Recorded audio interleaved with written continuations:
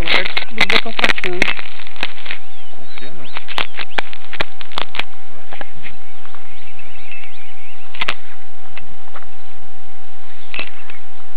Estamos aqui no pesqueiro Takamori.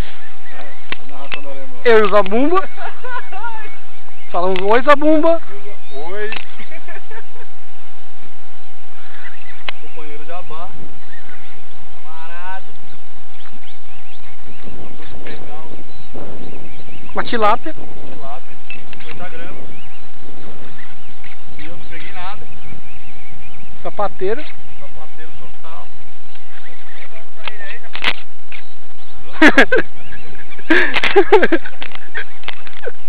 Porra, gordo. Caralho, eu tenho que mergulhar mesmo, velho. Não vai ter jeito não.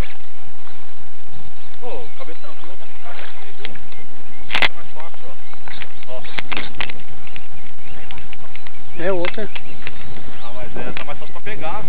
Não tá não, o outro tá. Eita! Ô! Tá parando, né? Menino! Vai querer usar então? Não, pode deixar que eu uso o meu.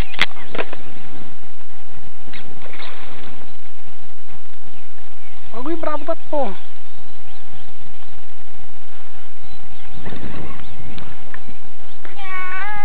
Nossa, tá na beiradinha, velho. Não, tá não. Tá seguradinho.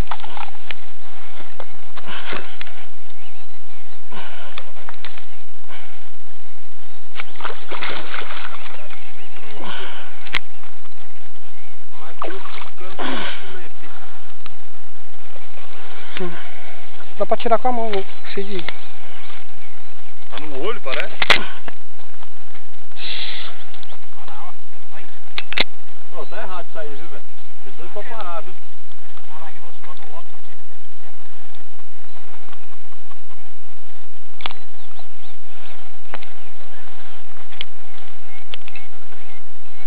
Tá errado isso aí. Deu 3 quilos.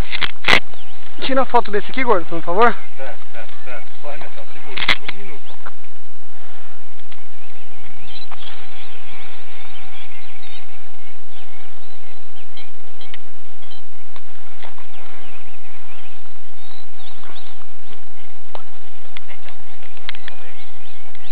Tirar assim, né? Aquela hora saiu ao contrário.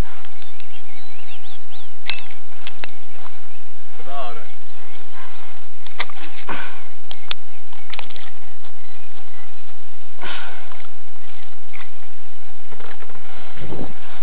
Vai usar essa garrafinha?